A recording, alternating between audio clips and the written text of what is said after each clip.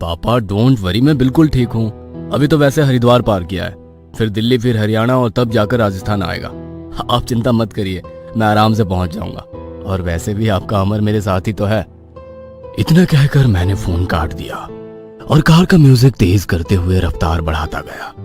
रात भी धीरे धीरे गहरी हो रही थी। हम लोग दारू पीते हुए हरियाणा क्रॉस कर रहे थे कि अचानक ही बीच जंगल के हाईवे पर हमारी कार खराब हो गई। इस वजह से मैंने अमर को भी नींद से जगा दिया। अमर मेरा सौतेला भाई था। दरअसल वो मेरे बाप की एक गलती थी जिसे अब मैं ढो रहा था। मैं उसे जरा पसंद नहीं करता था, पर शायद वो मेरे से बहुत प्यार करता था, अपना छोटा भाई मानता था।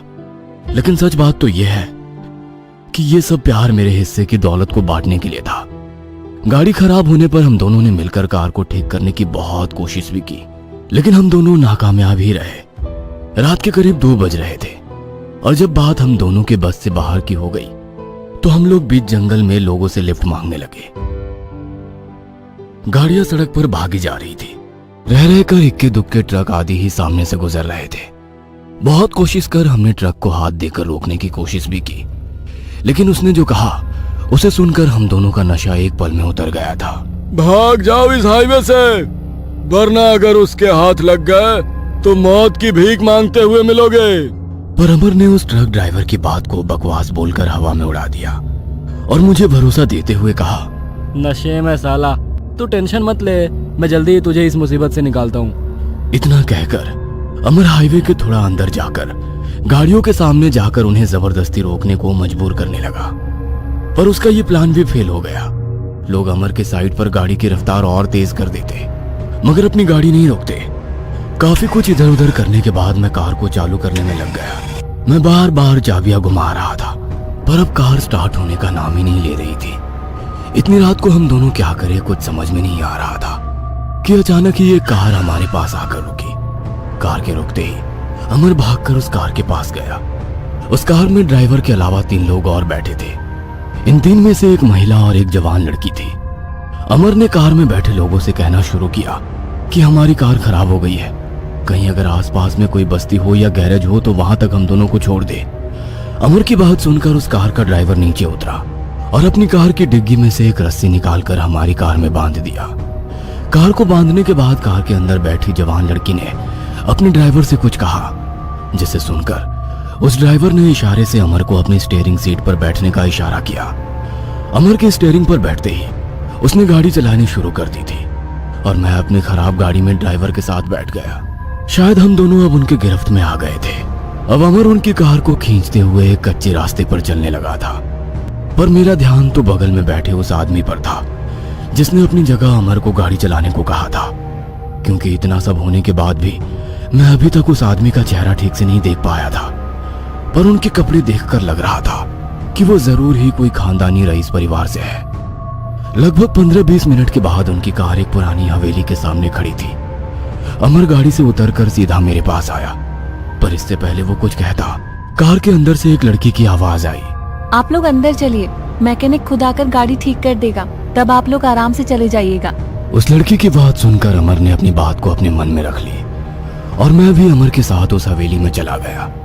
हवेली बहुत ही बड़ी थी और बहुत ही पुरानी लग रही थी। एक बात और हम दोनों को खाए जा रही थी कि इतने अमीर होने के बाद भी ये हवेली इतनी गंदी क्यों लग रही थी।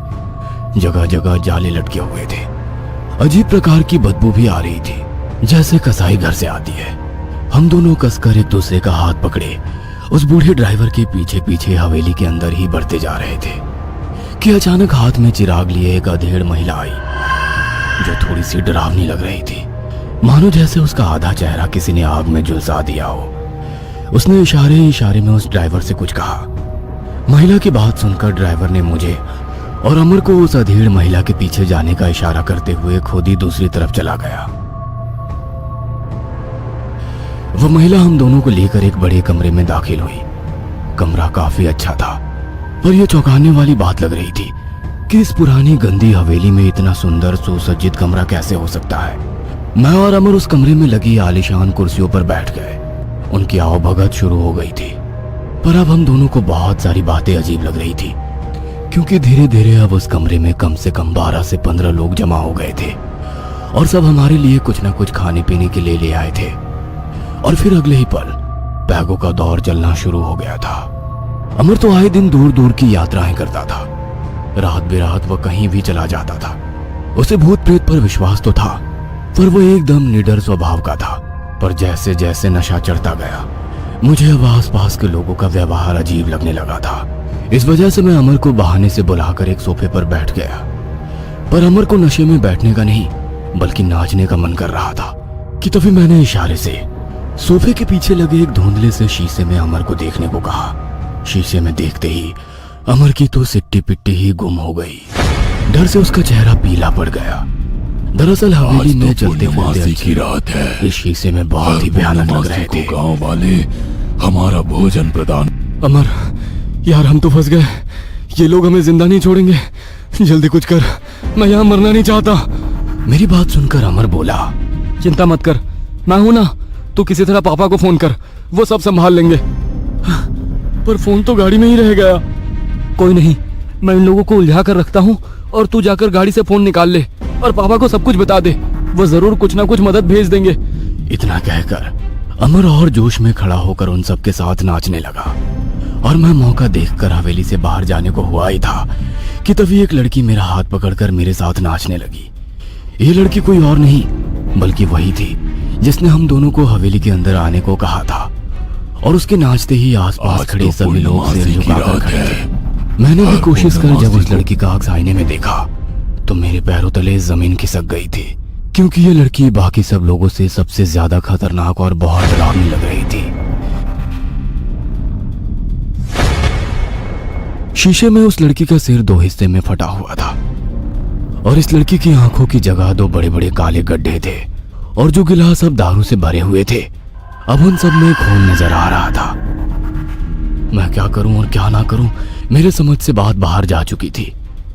तभी मैंने देखा कि अमर ने मुझे बाहर जाने का इशारा किया और मेरे कान में फुसफुसाते हुए बस इतना कहा, पापा से कहना भले ही मैं सौतेला बेटा हूं, लेकिन प्यार मैं उनसे सगे वालों से भी ज्यादा करता हूं। फिर बगल से एक चाकू उठाकर तुरंत ही उस जवान लड़की की गर्दन पर रखते हुए कहा, हम लोग जानते हैं तुम लोग इंसान नहीं बल्कि पिशाच हो, पिशाच जो हमसे अपनी भूख मिटाना चाहते हो। पर जब तक मैं हूं, मैं ऐसा कुछ भी नहीं होने दूंगा। लेकिन अमर की बात सुनकर सब लोग हंसने लगे थे और जिस लड़की की गर्दन पर अमर ने चाकू रखा था, उस लड़की ने खुद ही अमर के हाथ को जबरदस्ती पकड़ा और धीरे धीरे कर अपनी गर्दन काटती गई। मैं इस वक्त उसका ही चेहरा देख रहा था। सच कहूं तो मैंने आज से पहले इतनी हैवानियत कभी किसी इंसानी चेहरे पर नहीं देखी थी। मैं एक भूत की तरह ये सब देख रहा था कि तभी अमर ने मुझसे चिल्लाते हुए कहा, भाग देव, वरना ये तुझे भी नहीं छोड़ेंगे। अमर की बात से मुझे होश आ गया था और उस लड़की की गर्दन अब पूरी तरह से उसके धड़ से अलग हो चुकी थी। और उस लड़की के मरते ही बाकी घर वाले भी अपने असली रूप में आ गए थे और अमर को मारने को चल दिए। कोई अमर के पैर से मांस नोच कर खा रहा था तो कोई उसकी गर्दन से मांस का लोथड़ा नोच कर खा रहा था। अमर की चीखें पूरी हवेली में गूंज रही थी। वह दर्द में चिल्ला रहा था और मैं हवेली के बाहर कार में अपना फोन ढूंढने में लगा था। कुछ देर बाद मुझे फोन मिल गया था, लेकिन अब अमर की चीखें शांत हो गई थी। मैंने तुरंत ही पापा को फोन भी किया, लेकिन सिग्नल ना होने की वजह से फोन नहीं लगा। और जब मेरे डर का बांध टूट गया तो मैं सब कुछ छोड़कर जंगल की ओर दौड़ पड़ा और मैं अंधेरे में ही मदद के लिए चिल्लाता हुआ भटक रहा था। पर वो कहते हैं ना, मौत पता नहीं पूछती, सीधा दरवाजा खटखटाती है। मैं जंगल में भटकते हुए थक गया था। तभी चांदनी रात में मुझे कुछ लोग खड़े दिखाई दिए। ये लोग कोई और नहीं बल्कि हवेली वाले लोग ही थे और अब उनके साथ मेरा भाई अमर भी खड़ा था। तुझे क्या लगा था तो यहाँ से जिंदा बचकर भाग जाएगा?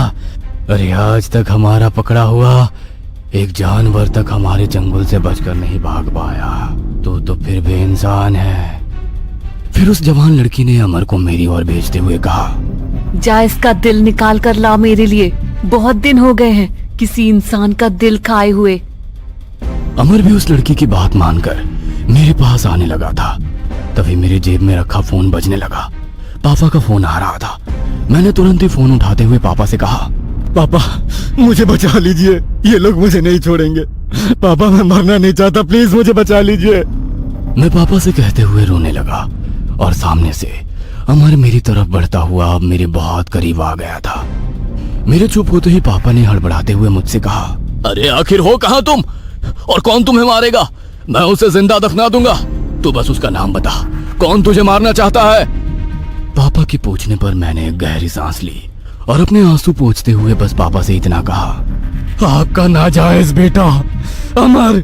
इतना कहकर मैंने फोन खुद से दूर फेंका ही था, तभी अमर ने सीधा मेरे सीने पर हमला कर दिया और मेरे सीने में अपने नुकीले नाखून गाड़ते हुए वो मेरे दिल तक पहुंच गया था। मेरी चीखें पूरे जंगल में गूंज रही थी। फोन पर अभी तक मेरे पापा मेरी चीखें सुन रहे थे और इधर मेरा भाई मेरे जीते जी मेरे सीने से दिल निकालना चाहता था। और जब मेरे से दर्द बर्दाश्त नहीं हुआ तो मैंने अपनी मौत को स्वीकार कर लिया।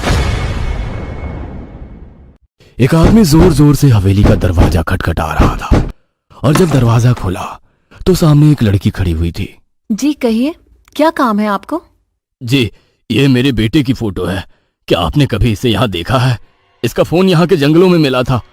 लड़की ने जब फोटो को गौर से देखा तो वो फोटो किसी और की नहीं बल्कि देव की ही थी और दरवाजे पर खड़ा वो आदमी कोई और नहीं बल्कि देव का बाप था। और जिसने दरवाजा खोला था वो वही पिशाचों की रानी थी जिसने देव के पापा को हवेली के अंदर आने का इशारा किया और उसके अंदर आते ही दरवाजा बंद कर दिया और एक बार फिर किसी इंसानी चीख से आसपास का जंगल दहल उठा।